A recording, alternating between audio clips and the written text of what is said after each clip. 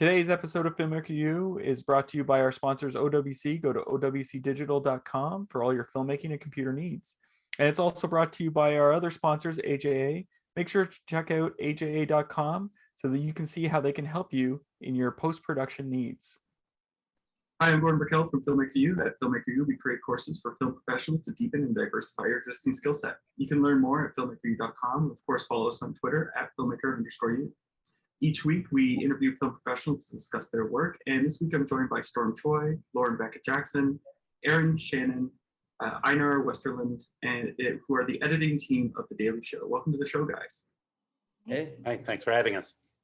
Now, I guess my first question is, and I've been wanting to ask this of people who work on The Daily Show or John Oliver's show, and it is, you guys deal with topics that are very heavy in some cases.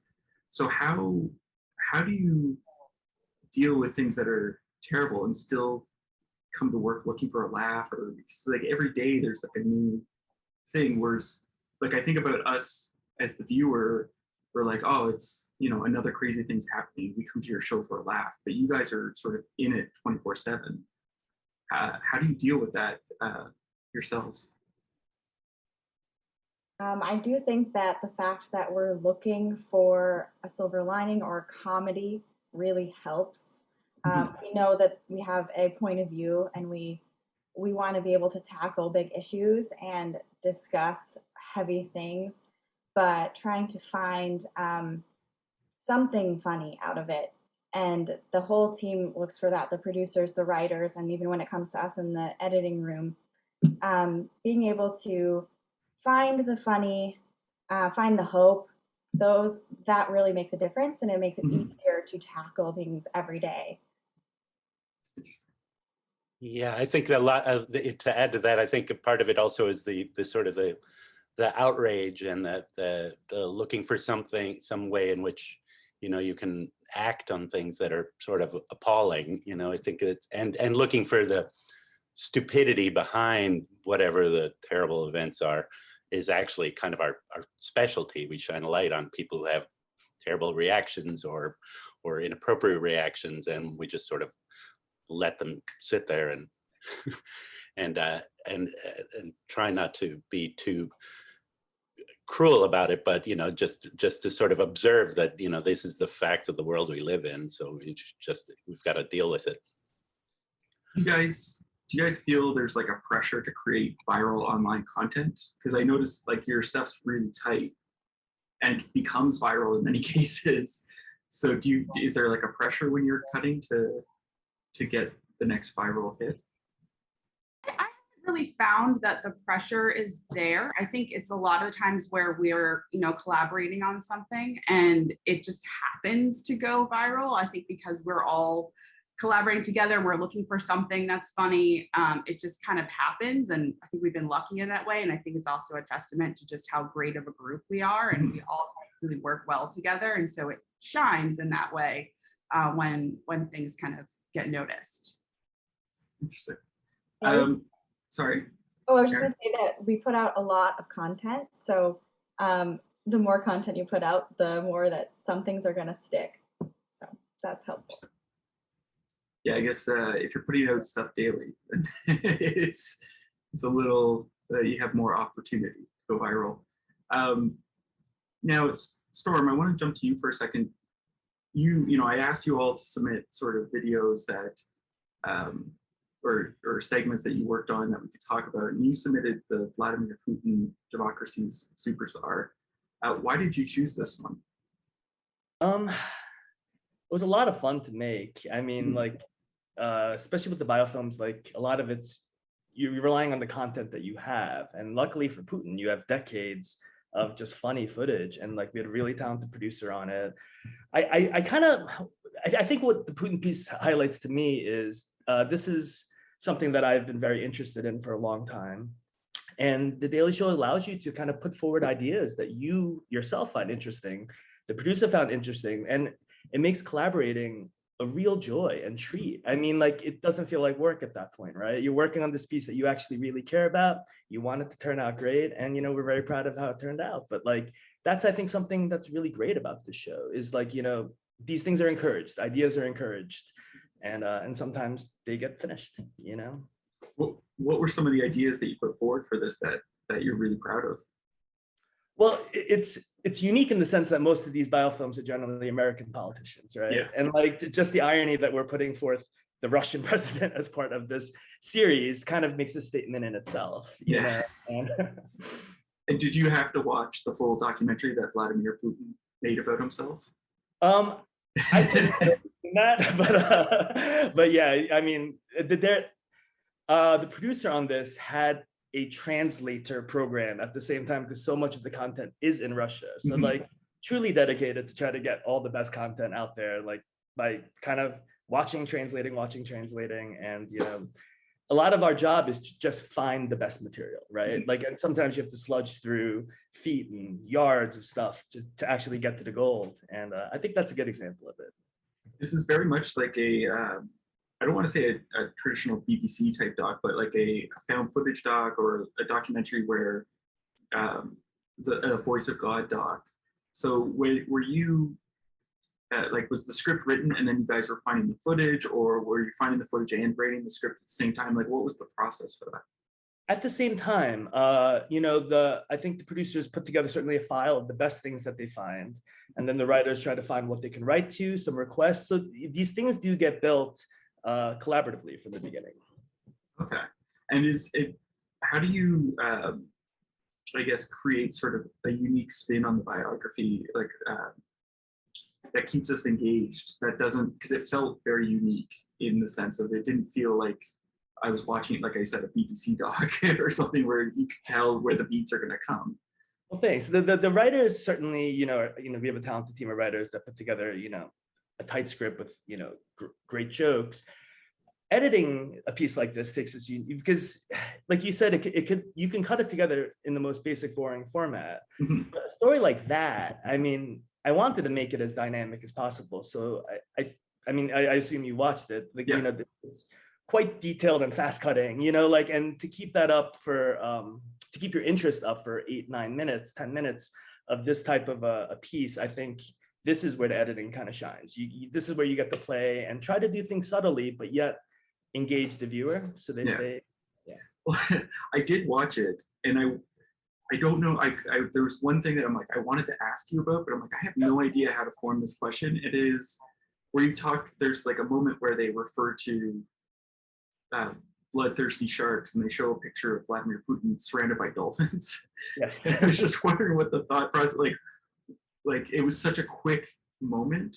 Like, what was the thought process for that? Like, was that something you threw in, or is that something that the producers wanted? I actually remember this exactly. Sometimes there is coverage that you want to use, and it's obvious what you should use. For a line like that, we had kept cycling through different things, and I was like, how about this? How about this? And, you know, nothing quite fit exactly until we found that random shot of like him in the ocean with dolphins. And will it work? Well, let's try it. And, you know, you try it, and it brought up some laughs. So it kind of stayed. But yeah, it is a little bit strange. Well, it got a laugh for me. And I was like, why would they just put in this dolphin shot? And I think with editing, a lot of times the thing you're not sure will work often works. And sometimes plan A is not the best choice. Now, you also have a bit of a background in documentary, if I'm not mistaken. I do. Yeah. So now, are you happy that you've transitioned to The Daily Show so that you can make these jokes? Where I feel like a lot of documentaries are very serious these days, and now you can sort of joke about it. A lot of fun to have fun with the formats themselves. And I think that's something that does the piece that the show it highlights in our team is the versatility and the range of skills, because you can find yourself cutting something that's a fake commercial, a fake trailer, all the way to an interview, to the show edits, to I mean, it's such a sketches, such a range of different styles that it does take a versatile editor with a range of skills to work on the show. And that's talent, you know. But more than that, I think what I want to talk about our editing team is, it truly is the most talented and lovable team I've ever been on. And everyone has a willingness to adapt to these changes and to do whatever type of thing. People embrace those type of things rather than saying, I'm this type of editor, I'm going to stay with this. And that's part of the reason that I think we work so well together is the range of skills and versatility. So let me open up to the group and see, like, is there a particular genre or piece that you were like, oh, I don't know if I want to do that, and then you found really fun, whether it be a commercial or a type of doc or anything? I'll open that up to you guys as a group. I think I would say, I came from a reality background. We all come from very different backgrounds in editing. And I found that working in reality, the drama comes first. Like, there's never as much room for building a joke out or kind of finding ways to make you laugh. It's like, when can we get to the hair pulling? Let's get to that. And you're like, oh. And so one of the things I loved about working at The Daily Show is that every day there's something different. We're working on headlines. We're working on sketches. We're working on non-traditional formats like the commercials. We're working on biofilms. And so there's room to kind of try a lot of different things. And one of the pieces I really enjoyed working on was a Thank Me Later piece with Costa about the clitoris. And it had interview. We were still in remote at that time. So our interview remote, so we're trying to find ways to kind of keep the audience engaged when we weren't in interview, and we did recreations for that. And that was the first time I'd ever done a recreation piece before. And so it was a way to kind of cut my teeth on something very different than I'd ever done before. It was really well shot, so there was a lot to choose from. It almost felt like overwhelming in the sense that you were trying to really narrow down what we definitely needed to kind of build this outline, and then fill it in with some really, really pretty shots and get some of that humor in there as well. So I loved doing that, and it was something that I would love to do again. But it's just, that was just 1 week or 2 weeks of the show, and then you're on to something else. So I think that's part of the beauty of it, is that we're a daily show and we're constantly putting out content, and it gives the editors a chance to do a bunch of different things. Now, I want to talk to you about that piece, but I do want to give the others an opportunity to answer that previous question. I guess, Einar, what about you? I think this place is a fantastic opportunity for editors because of to echo their points, that there's so much diversity in what you're chosen to do. And the other thing is we're constantly up against very quick deadlines. So we actually have to be very efficient and decide and make things as good as they can be very quickly. And then I was always inspired by, I've been here for a long time, almost since the beginning, but putting it in front of the other people in the staff and finally putting it in front of the audience, you actually get a very direct feedback. You get very direct feedback on what's working and what's not. So it's a lot of trial and error. So you become very quickly good at judging what is going to work and what doesn't, just by being at this place. Whereas when I worked in features prior to this, you can work for months and months and months, and you have screenings with, select executives, very small sampling of people, and you often feel a little bit uncertain about, or lose your convictions about whether or not things are working.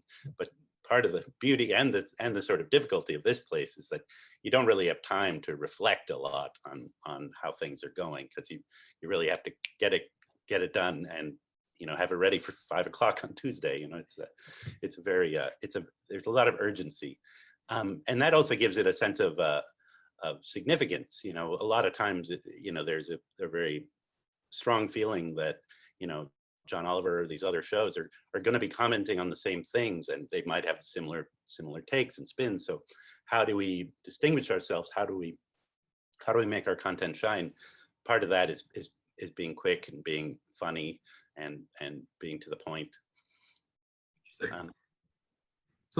Well, why don't I jump back to Lauren and go into, because you've started the discussion about the clitoral anatomy, the Unstudied Frontier. How did you approach that? Because it seems like, how did you approach that? Because you're making jokes throughout it, but you also want to respect the content and what the woman's done, considering what she was up against. So how did you find that balance in there? Well, I think it's a lot towards what we were talking about earlier and finding the funny and the ridiculousness of it. I mean, if you watch the piece and you start to understand why there was a need for Jessica to even go embark on this, it's ridiculous. What do you mean that there are medical professionals that have no idea what the anatomy of clitoris is and they're performing surgeries on it? Like that's got, I mean, what year is it? You start to get really appalled. And so we really wanted to make sure we highlighted that.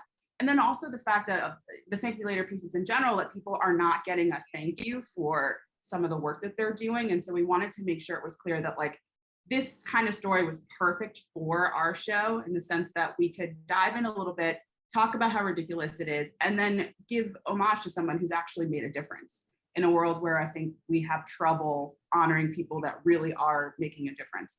And so working with the producer, working with the writer to kind of fuel that. Our producer was the one that pitched it. And so a lot of the times, if it's your baby, if it's something that you pitch, there's quite a lot of things that you want to keep in there. And so I think that part came naturally. And then of course, selecting the correspondent that would do the piece also helped. Costa is not, he's got that energy in the sense that like he really understand this. And so we can kind of see through his eyes how we unpack this type of topic and make it relatable, but also, give people a certain sense of outrage that we were feeling, and then ultimately be able to feel good about it on the other end. How much are they in on the joke? Like sometimes when I see these interviews, it feels like they're 100% in, they're comfortable with jokes being made. And sometimes when I see it, I'm like, I'm not sure if they're aware. So like how much was she in on this joke initially? She was in enough that like, I think at this point, people know what The Daily Show is. If you've watched it before, you kind of have an understanding. And so it is important that we still get across everything we want to get across. So we might, have some jokes built in that the person might not know about, so that we can get a genuine reaction from them. But I think for something like this, it was such a serious topic that she kind of already knew that it was important. This was more of like a platform for her too, to kind of get the message out, because it took her so long to get that going as well. That she was aware and was willing to play along, even though we hadn't really prepped her enough for the interview, just so that we could still get a genuineness between her and Costa. So I think it varies, I think, depending on the topic and how well the guest knows our show and our format to begin with. Now, there's a particular moment that made me laugh really hard. And that is, the part where he says, that's the first time I've said that sentence in my life. And then there's like a beat, and then she just continues. Now, what I want to know is how much, like, because it was on Zoom, are you able to manipulate those beats and sort of expand it, or was that like built in, just a natural, she just continued? How did that work for you?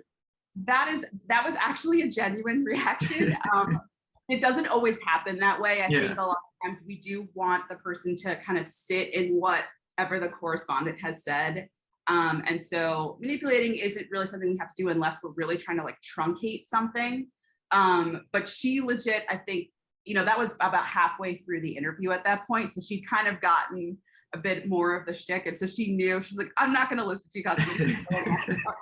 And it worked perfectly.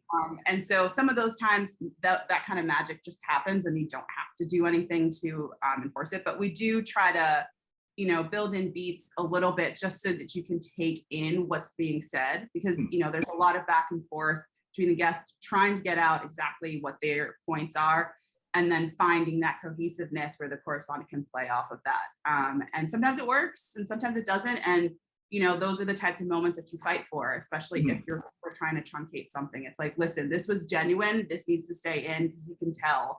And it got a good reaction. It got you to laugh. And I think that that's the beauty of it. We really do try to find people that we can work well with and get a good segment out of. And she was perfect for that, because she just totally got it. Yeah, well, it's just this, there's the look on her face, and then she just continues, just killed me. Now, you mentioned that was about midway. How long are these interviews usually? Interviews are long, especially if it's a large topic, or if, we're interviewing more than one expert on something.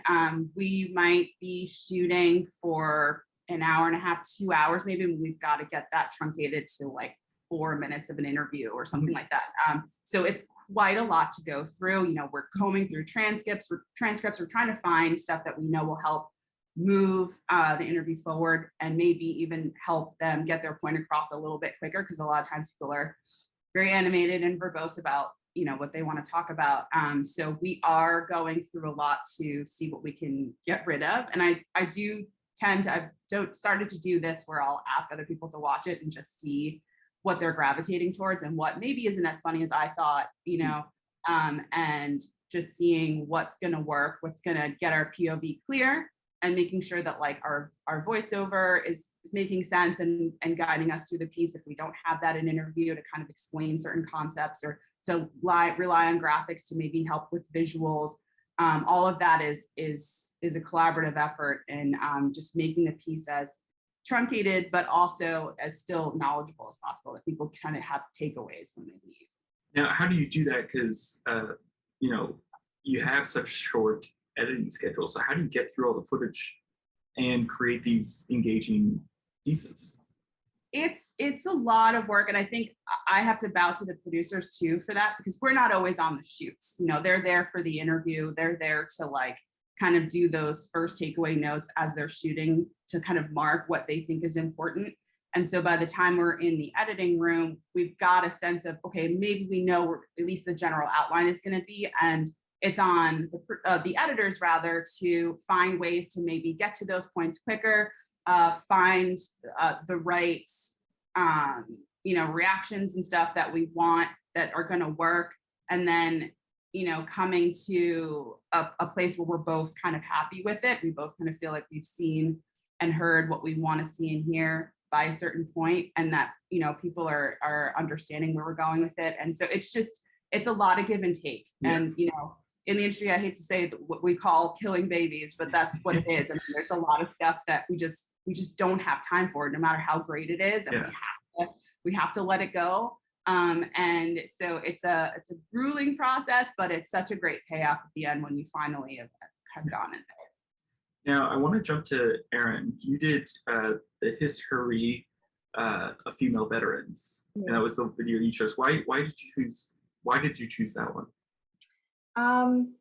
That one was, I chose that one because it's one of the first pieces that I've worked on that's a green screen sketch piece. I primarily was working in the headlines, day of, segments. So I'm just starting to work on more of the field pieces, like Lauren and Einar. And that one was a fun one because it presented some challenges, and it was still a little bit simpler, not being an interview piece and having Desi and her talent. It was something that I could learn on, and I thought it was really cool that it was about the female veterans, so everyone was learning something when they watched it. So it was like a nice educational kind of take on like an explainer that I learned on, and I could help educate others with. Was there a particular female veteran that you thought, I guess a better question would be, who do you think was the most badass female veteran? Oh man, that was tough. I thought it was really cool. The female fighter pilots in the 40s. The Wasps? Yes, the Wasps. Those were really cool, and I had never heard of them before. So it was just nice to highlight all of these female veterans that we don't talk about. Yeah. Now, it was very graphic heavy, so like you had little pieces. So how much of that are you guys responsible for, and how much is handed off to, you know, someone who specializes in Photoshop and what have you? Yeah, because a piece like that, we weren't shooting really in a lot of dynamic spaces. It was in front of a green screen, so we had to make it visually interesting while Desi is explaining the history of the female veterans. And so the graphics department is very talented, and so like between me and the producers, we're finding some of the images, like the historical pictures and photographs, and sending those to graphics, and then they'll treat them. Sometimes they'll mock them up and like add something funny to them. Other times they'll just like spice them up and add a border, and then they'll send everything back to us. And as the editor, I'm the one who's like animating them on and finding fun ways to visually just make the piece more stimulating with the graphics. So like finding the right timing and the right ways to just bring them up or bring them off, using sound effects. So I had a lot of fun with that too. Now, you know, when I watched this, one of the things that I was very interested in asking you is, it's very much, it's like a talking head piece, but it's engaging. So how do you keep the audience engaged when she's talking for 6 minutes and she's primarily on screen with like a few cutaways to moments? So how did you keep me engaged, I guess is my question. Yeah, I mean, that's probably one of the bigger challenges with a piece like that. I do think that it starts with a lot of credit can be given to the writers for writing like a funny and dynamic piece that keeps moving. Like you talk about one thing and then you hit on a joke or two and then you keep it going. And then Desi is really engaging. She's very talented and you love to watch her. So that's helpful. But on my part, again, it's using those graphics, it's using sound effects and music. I feel like that's an important skill that I've developed working on pieces like this. It's like what you use all the tools that are available to you to really just have a lot of things going on and move the piece forward in a way that's fun and engaging. So how long was the interview? Like, was it just the interview, her voice or her bit, was it like written right to that time, or did she come in long and you had to cut it down? For a piece like that, it's mostly written out already before she does it. So I would say like the script is kind of, compared to some other pieces that we do, the script's a little more set for something like that. And they might go through a couple outlines, and then I don't believe we had to do any pickups for this one. So she read through the script, did, you know, a couple different takes. There was probably a little bit of material we cut just to make it fast. But for the most part, this one was more of a scripted piece. Okay. Now I'd like to jump to Einar. You did Jordan Klepper versus Iowans who think Trump won. Now, I guess I find this very interesting because it also became very popular, these the Jordan Klepper bits about talking to Trump supporters. I guess how does he show up to these events and people not recognize him at this point? They definitely recognize him. Okay. It's what's interesting is that I mean I've been at the show since the beginning. In the beginning, we were just called the Daily Show, and people we would be coy about trying to present who we were, and sometimes the producers are trying to pick people, especially in a rally situation. They're trying to pick people who will engage and share openly, and you can easily turn them off and say, forget it, I'm not going to talk to you. So it's up to them to be a little bit coy. But one of Jordan's great skills is he has this very approachable Midwestern demeanor, even though he's quite strident in his public, in his point of view and his feelings about certain subjects politically. He's actually he's a very good listener, and he wants to talk to people. So he usually coaxes people into getting on camera quite readily, and he basically agrees with them, talks with them, listens to them, and then every once in a while he sticks in something that might go a little bit over their heads, or if they catch it, they'll say, now I see what you're doing there. But he's very fun to watch because he's gotten very good at just at crashing through that stuff. The thing is, if you watch all of the material, it doesn't feel nearly as combative as it is in its finished form. You know, essentially what we're doing is we sort of drill down into the things that are challenging and that are funny, and we sort of condense the space of the conversation so that it comes fast and furiously. You know, so I think that's part of the illusion of it, and which is also like part of the joy and the sort of craft of editing, is that you can have a takeaway from something that didn't seem that eventful and turn it into a very eventful conversation, if that makes sense. Yeah, well, it's interesting because it reminds me much. There was a show here in Canada, because that's where I am at the moment, back around 2000, called Talking to Americans. But the difference is that that one was misleading. So like he would go up and make up a name for a prime minister, and people trying to be nice would go along with it. Whereas this one, it doesn't feel like he's misleading, you know, just talking to them. So what's the interviews like when they come in? Well, you know, people have people have become so politically polarized. People are very strident in their convictions. I mean, they're mostly surrounded by people who think like themselves. So when somebody wades in and is going to challenge them, they get to practice a lot of the talking points that they've been reading about online and sort of and living with and believing. But they actually, I think they sort of get a certain charge out of being able to present their case, especially if it's on television. You know, television has an effect of drawing people out and really making them become a very much bigger version of themselves than they may be normally. Yeah, you don't need, and we used to approach these things with a more ironic take. And then I think Jordan himself, especially as he's been sort of frustrated following all the elections and going to all these Trump rallies, I saw it happen with Jason Jones and Sam B too. I was with them. People, you start to lose the interest in having the ironic take and to being coy and concealing who you are, because you get very charged up by the issues. And if you can keep a sense of humor about it and not be just mean and turn it into a fight, it can be really entertaining and funny to watch. And that's really his skill.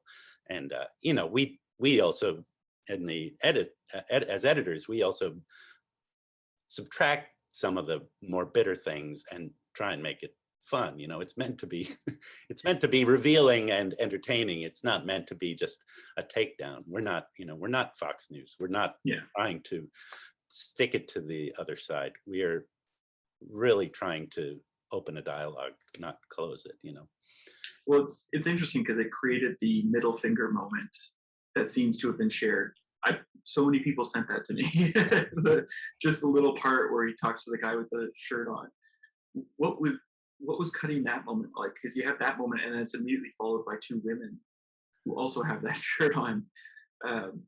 What was cutting that moment like? What's funny is that people, they get inured to these things. They wear these outrageous outfits. You know, they'll even their child like waving an F Biden flag. You know, they're so charged up about the truth of their own point of view that they don't think anything of it. So when Jordan goes and says, "Oh, I see what you got there. That's kind of a strong thing to do. You wear that around." Every once in a while, I'll say, "Yeah, I don't wear this. I'm only wearing this because I'm here." You know, some people have normal reactions, which obviously we don't put the normal reactions in as the one where people are like, "Yeah, I'm gonna do something about it." You know, it's the discourse is just it sets its own level of like what's acceptable. They're bringing it. Now, I have one last question for all of you. We've been stuck in this pandemic for 2+ years. You know, and in that time, depending on where you are in the world, you're either locked inside or quarantined or you're free to roam around. But for those who are stuck inside, is there a show or a movie you've discovered on a streaming network that they can check out? I guess we'll start with Storm, because we haven't heard from you in a bit. Sure, and I'm not directly answering this, but what I found that I got addicted to was watching animal videos on YouTube, generally ones where two different species of animals are together, and I'm still addicted to that, and it does a lot to kind of soothe your soul. Oh yeah. Any particular YouTube channel we should check out? No, but find the video of the dog and the dolphin. It's great. Okay.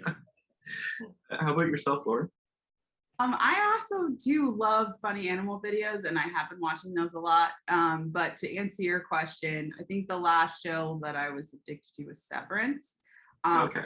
my fiance and I watched it 3 times. There's only 1 season out, but we watched it 3 times all the way through because we were just so enamored with it. And I think from an editing standpoint, it was really fascinating to watch because we were like, how did they do this transition? How did they work that out? And, and so we were really into it. So I would say check out Severance if you haven't already. Thank you. Erin, how about yourself?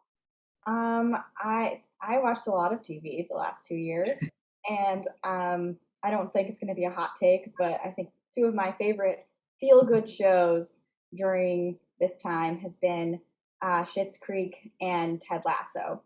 So if you just need some heartwarming comedy, I would turn to those. And finally, Einar, how about yourself? Yeah, I mean, I would echo the Schitt's Creek and Ted Lasso, which we watched in sequence for my daughter and I, which we really enjoyed. But I have to say that I always give shout out to Frontline. I think Frontline on PBS is just such a good documentary series and so informative. Learn so much. It's almost as good as reading a book or a newspaper. It gives you a much more vivid sense of actually being in these places. But they tackle all sorts of issues, and if you want to stay informed, American Master is pretty good too. I do have my differences with some of their programs, but yeah, Frontline really has barely done a misstep. I really think that's a great show. Well, thank you everyone for allowing me to interview today. And that's it for this week. Make sure to check us out at filmmakeru.com, or of course follow us on Twitter at filmmaker_u. I'm Gordon Burkell. Thanks for watching. Today's episode of Filmmaker U is brought to you by our sponsors OWC. Go to owcdigital.com for all your filmmaking and computer needs.